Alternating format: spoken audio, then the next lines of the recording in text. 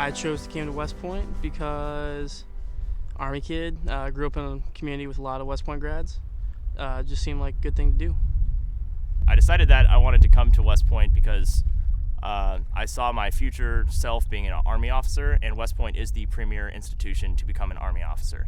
Your first few years that you're here, like when you're a plebe, when you're a yuck, you spend a lot of time, well, here. You don't really get to leave that often. So it's kind of like when I was a freshman, I think someone said earlier, they told you that you can only leave one weekend of the semester.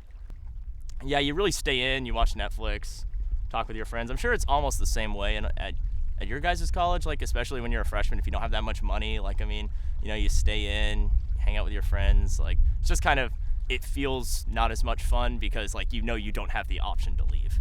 And so that's really the only thing that some people get bothered by. I do intramurals, company athletics in the fall, and then during the spring I'm on the Sandhurst team, which is a military skills competition.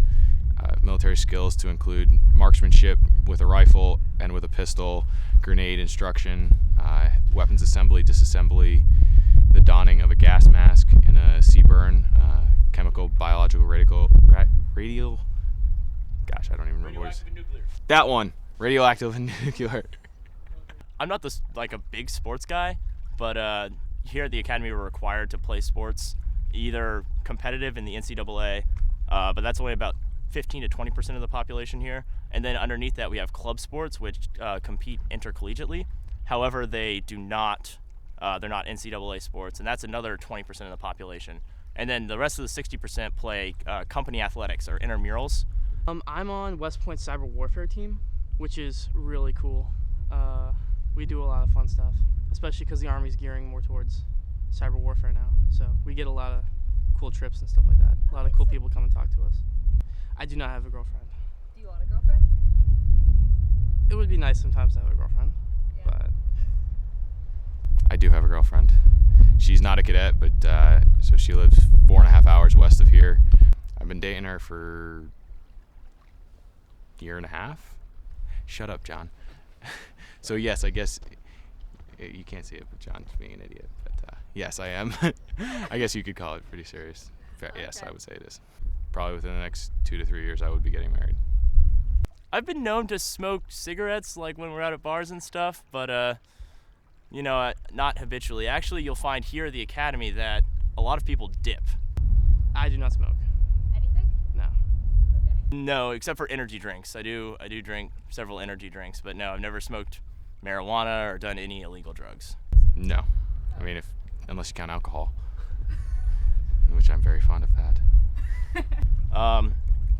So the night that Osama bin Laden was taken out by the CIA, there was something called a riot. These happen every few years here at West Point, and it's a really weird experience. And I was a freshman. I was sitting in my room, had my PT shorts on because I wasn't allowed to have civilian clothes. I hear there's this voice that you can hear sometimes. It's a loudspeaker that's all over campus, and it just said, like, "Attention all cadets, Osama bin Laden is dead." And like that's what happened. And I was just kind of sitting there. I was like, oh yeah, we've been trying to get this guy forever. Like, you know. Then I started hearing, like, you know, those vuvuzelas that were really big at the last World Cup. Started hearing those going off in the quad, and then like people were like running around like in American flag speedos and like pushing each other in laundry carts. And literally within about 30 minutes, I would say, of like hearing that announcement, almost everybody was outside in the quad, just running around, yelling, smoking cigars. That's kind of something people do here for like a big celebration. And then we all ran over to the superintendent's house, and like we all like banged on his door, and he came out and he talked to us. He's like, remember, you know, we're not celebrating the death of somebody, but we're celebrating accomplishing a mission, and all the work that the Army's put into doing this so far is now being realized, and that America's a safer place. And we're kind of like, yeah, that's an important way to look at this. We need to reevaluate how we're looking at this. And then we came back, and someone lit a bonfire in Central area, which is a big quad. And then once someone started a fire, the fun was over. All these people came out, and they're like, you cannot have a fire. Go back to your rooms. It was already 2:00 in the morning, which is a huge no-no. Like, we should not have been outside at that time, but we were. And yeah, that was the most surreal thing that's ever happened here. So after graduation, I helped to branch armor and post to either Germany or Fort Carson, Colorado. Not sure if I'm going to spend more than 5 years in the Army, but I'll do my 5 years and probably reevaluate it about the 4-year mark to figure out if I want to stay in for the next 5, or you make it 20. But we'll see. It's still to be determined.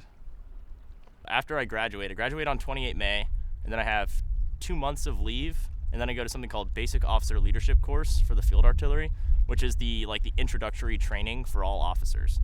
Following that, I may have to do some smaller trainings, and so my training time will be about 6 months. It'll be from July 31st up until January of 2015, and then following that, I'll be moving to Schofield Barracks, Hawaii, to join the 2nd Stryker Brigade Combat Team of the 25th Infantry Division.